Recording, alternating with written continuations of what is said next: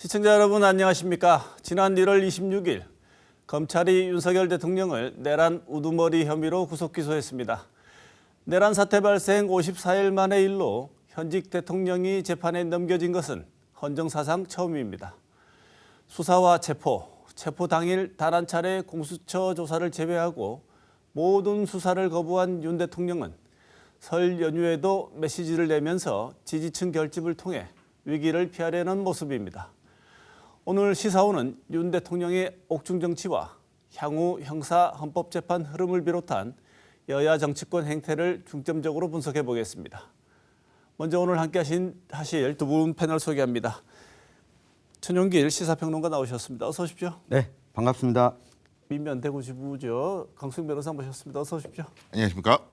최근 보면 헌정사상 처음이라는 얘기가 그냥 이제는 뭐 앞에 늘 붙어 있습니다. 네. 다 지금 벌어지고 있는 일들이 헌정사상 다 최초의 일들인데 현직 대통령이 피고인이 되는 걸 보면서 많은 부분 생각 드시는 부분들이 있을 텐데 이 얘기 먼저 듣고 다른 얘기 한번 해보겠습니다. 국가로 생각하면 부끄러운 일이고 참 이런 일이 있어서는 안 되는 일이긴 하나 윤석열 스스로가 자초한 일이기 때문에 그것을 동정할 필요는 전혀 없다고 생각을 하고요.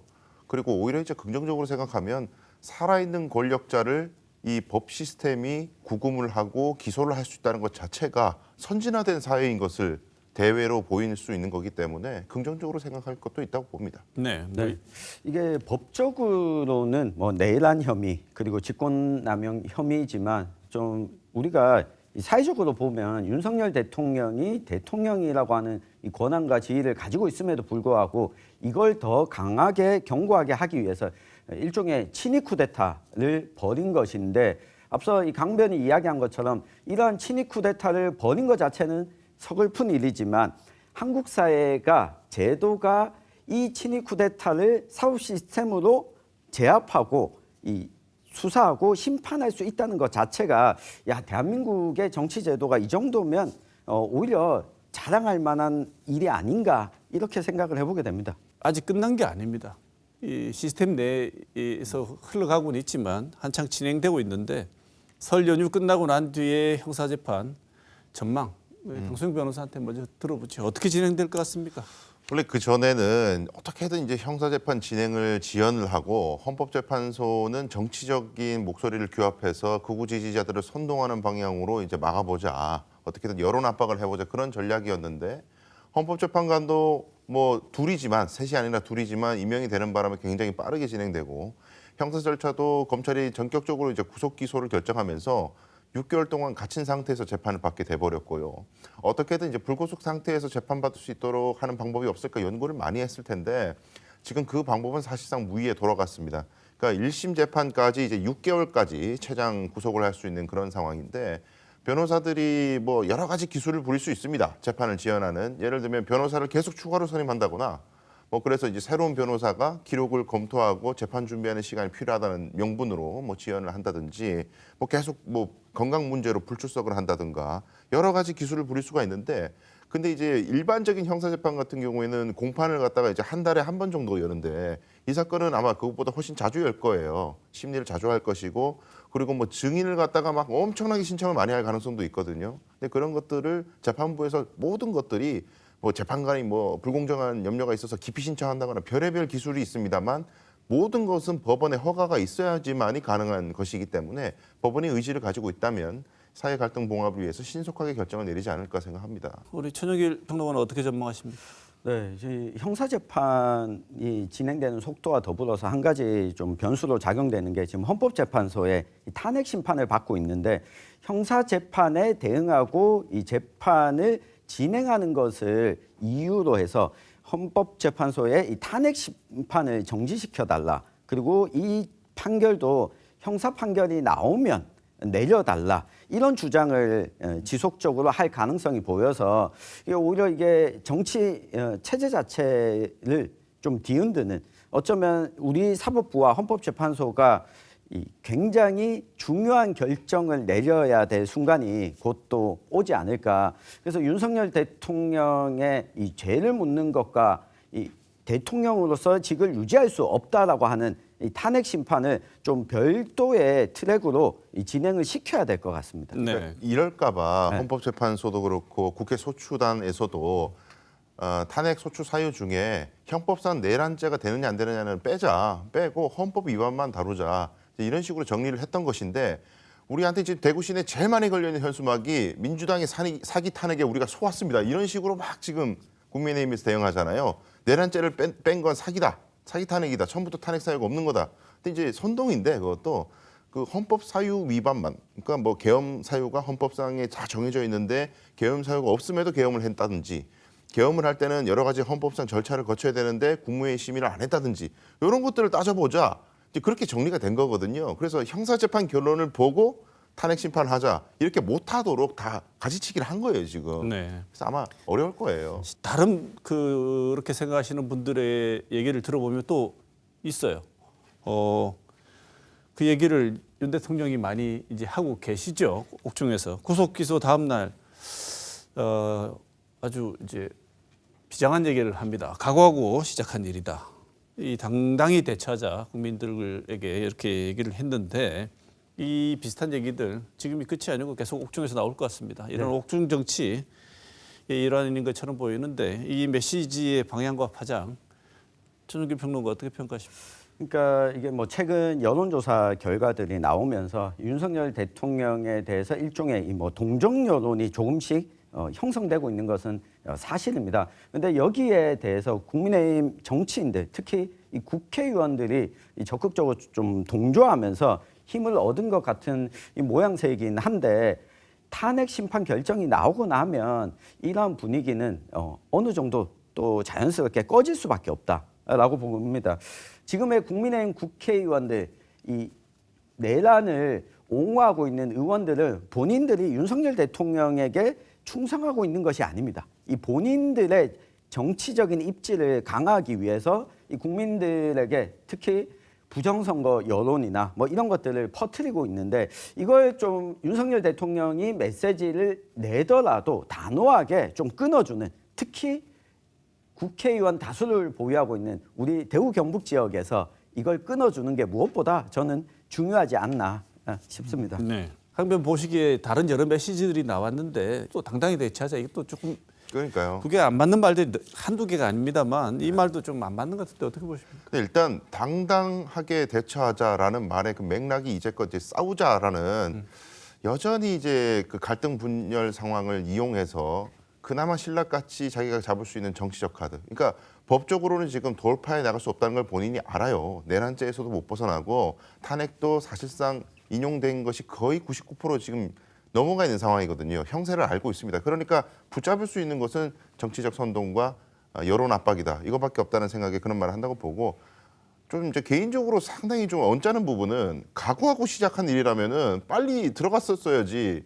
자꾸 그렇게 경호처 직원들 동원해가지고 영장 집행을 막고 법원도 비난하고 불법이라고 비난하고 법원 영장에 대해서도 우리 사법 시스템 자체를 부인하고 지금 있잖아요. 그런 모습을 보였으면서 최대한 도망가려고 하다가 경호처 직원들이 지시에 따르지 않고 선량한 양심가들이 양심에 따라서 지시를 거부하니까 마지못해서 들어가 놓고 뭘 그렇게 당당한 척을 하고 있는지 굉장히 언짢습니다. 저는. 네. 헌법상의 권한으로 계엄을 선포했다. 유혈 사태 없었는데 내란 아니다. 어떻게 내란이 될 수 있느냐. 이렇게 주장했는데 먼저 변호사로서 어떻게 보십니까? 뭐 갈수록 태산입니다. 하여간 참 제가 정말 이건 안타깝고도 우스운 일인데요. 자백한 거예요. 내란이라는 것을. 왜 그러냐면 자 지금 내란이라는 것에 대한 정확한 대법원의 판결이 난 적이 있는데 우리 선례가 1980년도에 전두환이 비상계엄을 확대를 도모할 때 여기에 대한 단죄를 한 적이 있어요. 우리 법원이. 거기서 비상계엄을 이제 전국으로 확대를 시킬 때 계엄 사유, 헌법에 정한 계엄 사유가 없음에도 불구하고 계엄을 확대시키는 것 자체가 내란이라고 이미 판단을 했습니다. 왜 그러냐면 계엄이라는 것은 국민들의 기본권을 근원적으로 박탈하는 조치예요. 비상조치이기 때문에 만약에 헌법에서 정한 사유가 없음에도 극단적인 조치를 취한다면 헌법상 기관들의 권력 행사가 권능 행사가 사실상 무력해지는 그런 상황들이 초래된다. 그래서 사유 없는 계엄은 곧 내란이다라고 정리가 된 상황인데 유혈 사태가 없었는데 어떻게 내란이냐. 이런 말은 과거에 무슨 12.12 사태라든지 5.16이라든지 그런 걸 자꾸 생각하는 것 같아요. 우리 법원이 선언하고 있는 내란은 무력을 동원해서 혹은 폭동을 통해서 헌법상 국가기관의 기능을 못하도록 하는 것. 그게 내란입니다. 국회도 헌법상 기관이고 국회의원 개개인도 독립된 헌법기관이에요. 국회의원들을 못 들어가게 막고 국회 그 계엄 해제를 못하도록 막으려고 군의를 출동시켜서 창문을 깨고 들어가고 그런 행위 자체가 일련의 내란으로 다 평가되는 것이지 사람이 다쳐야만 내란이다? 이건 기상천외한 얘기예요. 전혀 법이론하고 안 맞는. 그런데 대외적으로 아스팔트에 있는 사람들에게는 굉장히 설득력 있는 선동구호가 되는 거죠, 이게. 서울에 홍준표 대구시장님이 MBC에 나오셔서 정리를 해주셨어요. 어떤 내용이었냐면 박정희 시절에 10월 유신을 했어요. 이거지. 그때 국회를 정지시키고 해산시키고 헌법을 정지시키고 그게 내란죄예요. 홍준표 시장님이 이렇게 이야기를 하셨거든요. 이 국회의 기능을 정지시키고 헌법을 정지하고 이 국회의원들이 국회로 들어가는 것을 군인들이 막고 이것이 바로 내란죄가 될 수 있다. 특히 현직 대통령도 내란죄의 당사자가 될 수 있다. 그런데 왜 처벌을 안 받았냐? 이게 당시에는 성공했기 때문에 당시 처벌하지 못했지만 이후에는 충분히 내란 혐의로 인정이 된다고 홍 시장도 인정을 한 거예요. 이걸 대비시켜 보면 윤석열 대통령이 주장하고 있는 것은 단 한 가지입니다. 실패했는데 왜 처벌하냐라고 하는 이 주장인데 우리가 이 살인이나 폭행의 경우에도 의도를 가지고 그 행동을 했을 때는 완성되지 않더라도 처벌하지 않습니까? 충분히 처벌될 수 있다는 것을 스스로도 자백했고 이 국민의힘 내에서도 이게 혼란스럽게 메시지가 나오고 있는 게 본인들도 논리 구조상 맞지 않다는 걸 드러내고 있는 거다. 또 하나 이 결정적으로 많은 사람들이 놀랐던 내용이 있습니다. 계엄령이 아니고 계몽령이다. 예. 계몽령이다. 그다음에 의원이 아니라 이 요원을 빼내라고 한 것 아닙니까? 그런데 이렇게 탈바꿈을 시켰다 이런 얘기를 하던데 네. 이 국민 수준이나 헌재 재판관들을 네. 어떻게 보고 이런 얘기를 하는 걸까요? 그러니까 이게 일단은요 팩트 체크부터 하게 되면은 자 계엄령 아닌 계몽령이라 이런 말을 왜 하느냐면 내란 목적이 없었다는 얘기를 자꾸 하는 거예요. 내란의 고의가 없었다. 우리는 그냥 얼마나 야당 민주당이 나쁜 놈들인지를 국민들에게 깨우치기 위해 가지고 이런 경고성 계엄을 한 거다 이런 얘기를 하는 건데 근데 이제 변호사의 그런 주장 자체가 윤석열에 대한 탄핵을 확정짓는 말이 돼버렸어요. 왜냐하면 아까 제가 설명드렸듯이 헌법에 규정하고 있는 계엄 사유가 없음에도 불구하고 계엄을 선포하게 하는 것. 이것이 바로 내란에 해당한다는 것이 우리 법원의 태도인데 야당이 얼마나 나쁜 사람들인지를 알리기 위해서 계엄한다? 이건 헌법상 정해져 있는 계엄 사유가 아니에요. 그러니까 이건 명백하게 내란임을 자백하는 꼴이 돼버렸고 의원 아닌 요원을 빼내려고 했다. 이 부분도 굉장히 진짜 분노하지 않을 수가 없는 것이 김용현 전 장관에 대한 공소장만 읽어봐도 대통령의 직접 그 출동 지시 이런 부분들이 굉장히 상세하게 들어가 있고 검찰이 그렇게 기소장을 작성할 때에는 진술 증거 플러스 카톡 같은 것도 많이 들어가 있어요. 그때 출동했던 그 군인들 간의 출동조의 카톡방에 보면은 지금 임박했다, 계엄 해제가 될 것 같으니까 빨리 들어가서 일단 체포 명단 다 일단 없다는 걸로 하고 3명, 우원식, 이재명, 한동훈 3명만 빨리 끌어내. 이런 식으로 지시하는 카톡들이 다 들어가 있거든요. 그리고 곽정군 특전사령관이 이미 얘기했죠. 언론에 나와서도 들어가서 다 잡아오라고, 끄집어내라고.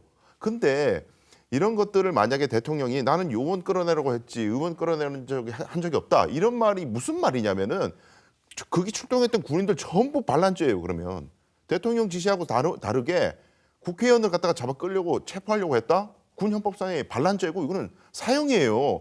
그러니까 자기 살자고 지금 거기 출동했던 군인들을 갖다가 반란죄로 만드는 이런 행태를 보이고 있다는 거. 그 변호 자체가 사실 그렇게 만들고 있는 거죠. 그렇죠.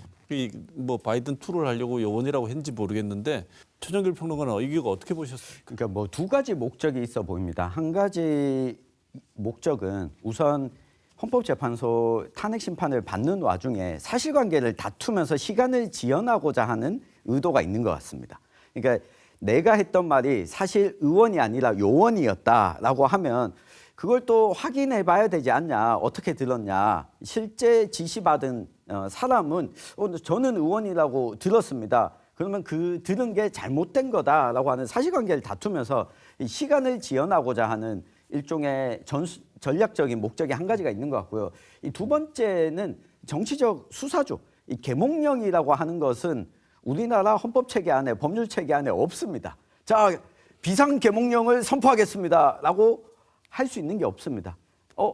대통령은 이런 의도를 가지고 있었다라고 하는 것을 지지하는 지지층을 결속시키기 위한 한 가지 정치적 수사로 이런 말을 내뱉고 이 지지층들이 바깥으로 나가서 시민들을 만나서 설득하는데 야 사실은 그 계엄이 아니라 국민들에게 알리기 위한 거였어라고 하는 메시지를 전달한 거라고 봅니다. 문제는 현직 대통령이 아무리 탄핵 심판을 받고 직무정지를 중이더라도 현직 대통령이 국민을 일정 부분 지지층과 지지층이 아닌 사람으로 나눠서 메시지를 내고 있다는 것 자체에 우리가 분노하지 않을 수가 없는 거죠. 네. 헌법재판에서 이런 거 저런 거 이렇게 우리가 오죽하면 민주당이 정말 이렇게 우리를 대통령을 힘들게 해서 계엄을 선포할 수밖에 없었다고 이렇게 정황을 얘기하는 것이 헌재 판단에 참작의 고려 사항이 될 수 있습니까? 전혀 그럴 수가 없어요. 전혀 그럴 수가 없어요. 왜냐하면 파면 여부를 결정할 때 헌법과 법률 위반 여부를 따지는 거기 때문에 아까 제가 계속 말씀드렸지만은 그런 목적으로 계엄한다는 것 자체가 내란이라고 이미 법원에서 선평가를 해버렸어요. 그런 상황에서 뭐 야당이 아무리 나쁜 자들이든 더 나아가서는요 노골적으로 부정선거 얘기 자꾸 하잖아요. 부정선거가 맞다고 쳐도 이건 파면이에요. 부정선거를 밝히기 위해서 계엄을 했다? 그럼 정당하네. 사실 부정선거가 있었네. 이 나라가 잘못됐네. 그럼 계엄 선포해야 되네. 이거는 바깥에 이제 극우 세력들이 계속 주장하는 건데 부정선거인지 여부를 판단하려면 우리 사법 시스템 안에서 법원의 판결로 그리고 검찰의 수사로 경찰의 수사로 진행돼야 되는 거예요. 선관위의 관리로. 근데 지금 대통령이 윤석열이 나서가지고 이렇게까지 얘기를 합니다. 정상적인 사법 시스템 하에서는 부정선거를 밝힐 수가 없었다. 방법이 없었다. 이런 얘기까지 하는데 굉장한 선동이에요. 법원 판결도 있었고 그다음에 검찰도 압수수색도 많이 했어요. 선관위에. 이미 사법 시스템 안에서 많은 것들이 설명되고 반박되었는데도 불구하고 이걸 계속해서 나는 계엄할 수밖에 없었다. 이런 얘기하는 것 100% 마이너스다. 저는 네, 그렇게 평가해요. 알겠습니다.